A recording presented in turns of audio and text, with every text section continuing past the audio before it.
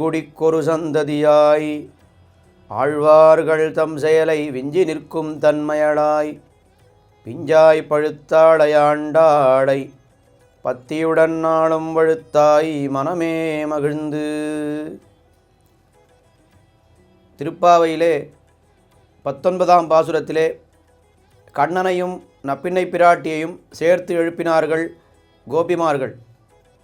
அப்படி எழுப்பும் பொழுது நப்பிண்ணையை பார்த்து ஒரு வார்த்தை சொன்னார்கள். எத்தனை ஏலும் பிரிவாத்தகில்லாயால் தத்துவமன்னு தகவு என்று. என்னதான் நீ எம்பெருமானோடு கண்ணபிரானோடு ஏற்படக்கூடிய பிரிவை தாங்க முடியாததனால்தான் நீ எழுந்திருந்து வரவில்லை என்று எங்களுக்கு தெரியும். ஆனால் உன்னுடைய காரியம் புருஷகாரம் செய்வது, எங்களை பற்றி எம்பெருமானிடத்திலே பரிந்து பேசி அவனிடத்திலே எங்களை சேர்விப்பதாகிற புருஷகாரத்தை நீ செய்ய வேண்டும். அதை நீ செய்யவில்லை என்று ஒரு வார்த்தை சொன்னார்கள். இந்த வார்த்தையை கேட்டு கண்ணபிரானுக்கு கொஞ்சம் கோபம் வந்துவிட்டது. பிராட்டியை பார்த்து எப்படி சொல்லிவிட்டார்களே என்று. அதனால் அவன் பேசாமல் இருக்கிறான். நப்பிண்ணை பிராட்டிக்கும் இந்த வார்த்தையை கேட்டால் சரி, உடனடியாக இவர்களுக்கு காரியத்தை நாம் செய்ய வேண்டும் என்று எண்ணி தக்க சமயம் பார்த்து கண்ணனிடத்திலே எடுத்துரைப்போம் என்று அவளும் கொஞ்சம் பேசாமல் இருக்கிறாள். இப்பொழுது இன்றைய 20வது பாசுரத்திலே மறுபடியும் கண்ணனையும் நப்பிண்ணையும் சேர்த்து எழுப்புகிறார்கள் கோபிகைகள். முதலிலே கண்ணனை எழுப்புகிறார்கள். ஆனால் அவன் வாய் திறக்கவில்லை. ஏனென்று அவர்கள் புரிந்து கொண்டார்கள். நப்பிண்ணை பிராட்டியை நாம் இப்படி ஒரு வார்த்தை சொல்லிவிட்டோமே, அதனால்தான் கண்ணன் வாய் திறக்கவில்லை என்று புரிந்து கொண்டு பின்பகுதியிலே முதல் பாதியிலே கண்ணனை எழுப்புகிறார்கள். பின்பாதியிலே 2வது பாதியிலே நப்பிண்ணை பிராட்டியை எழுப்புகிறார்கள். 33 அமரர்க்கு முன் சென்று கப்பம் தவிர்க்கும் கலியே துயிலெழாய் செப்பமுடையாய் திரளுடையாய் செத்தார்க்கு வெப்பங்கொடுக்கும் விமலா துயிலெழாய் செப்பன்னமென் முலை செவ்வாய் சிறுமருங்குல் நப்பின்னை நங்காய் திருவே துயிலெழாய் உக்கமும் தட்டொழியும் தந்தொன்மணாளனை இப்போதே எம்மை நீராட்டேலோரெம்பாவாய். முதல் பாதியிலே கண்ணபிரானை எழுப்புகிறார்கள். அவனை என்ன சொல்லி எழுப்புகிறார்கள்? 33 அமரர்க்கு முன் சென்று கப்பம் தவிர்க்கும் கலியே என ரொம்ப ரொம்ப பெருமை. என்ன பெருமை? அமரர்கள் 33 கோடி தேவர்கள்னு சொல்கிறோமே, 33 தேவர்கள். அந்த ஒவ்வொரு தேவர்களுடைய ஆளுகைக்கும் கீழேயும் 1 கோடி தேவர்கள் இருப்பார்களாம். யார் அந்த 33 என்னால்? எண்மர் 11வர் ஈரருவர் ஓரிருவர் என்ன ஆழ்வார் தெரிவிக்கிறார். அஷ்டவசுக்கள், 11 ருத்ரர்கள், 12 ஆதித்யர்கள், 2 அஸ்வினி தேவர்கள் என்ன 33 பேர். வேதம் கூட இந்த கணக்கை சொல்கிறது. என்ன சொல்கிற? அஷ்டௌ வசவஹ ஏகாதச ருத்ராஹ துவாதசாதித்யாக உபாவஸ்வினௌ என்ன வேதம் இந்த கணக்கை சொல்கிறது. அது 33 அமரர்க்கு முன் சென்று. அழகான வார்த்தை. அமரர்க்கு முன் சென்று என்னால் அவர்களுக்கு முன்னால் எம்பெருமான் போய் அவர்களை காப்பாற்றுகிறான். அப்படி 33 அமரர்க்கு முன் சென்று கப்பம் தவிர்க்கும். கப்பம் என்னால் ஒரு நடுக்கம், கம்பம் என்கிற வட சொல், அது கப்பம் என்று ஆகிறது.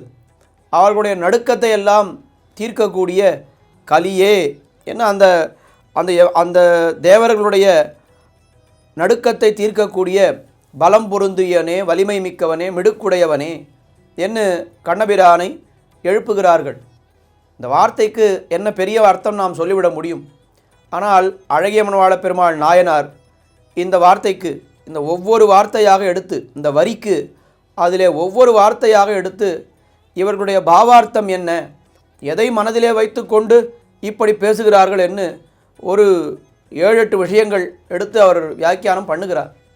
அது என்ன, ஒவ்வொரு வார்த்தையும் எடுத்துக்கிறார். 33 அமரர் என்று எல்லாவற்றையும் எடுத்துக்கிறார்.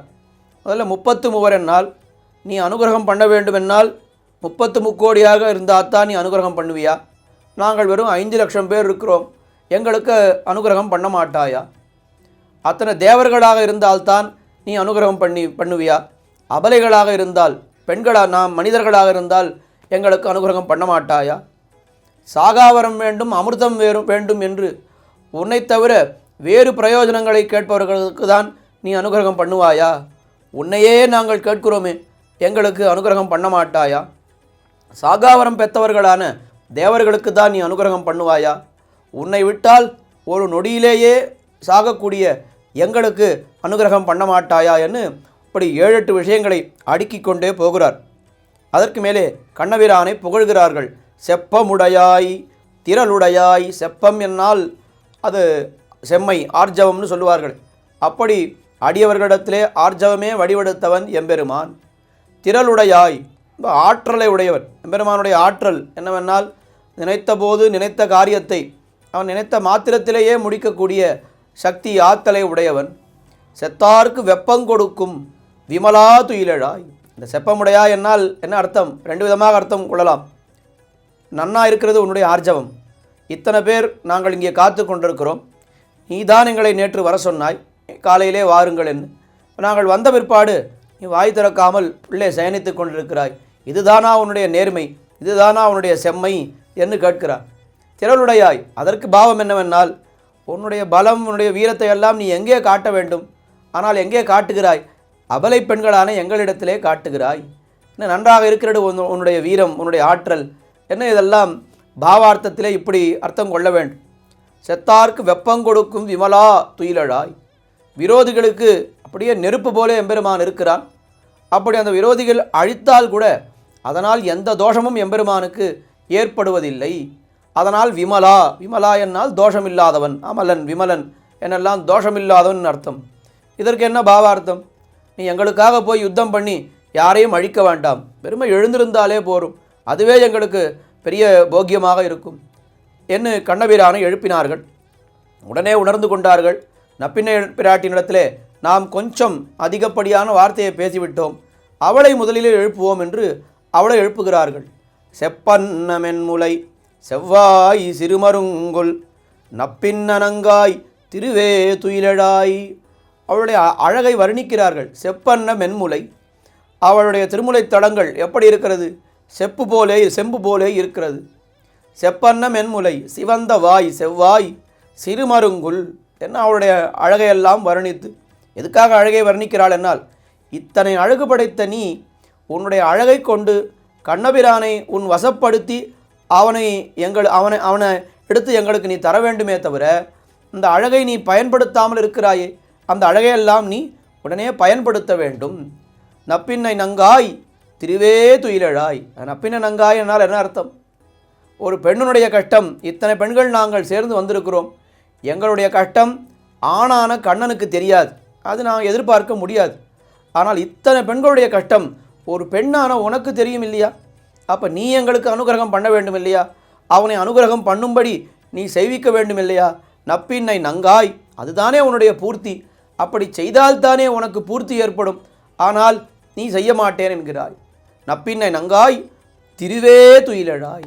திரு என்னால் ஸ்ரீ மகாலட்சுமி பெரிய பிராட்டியார்.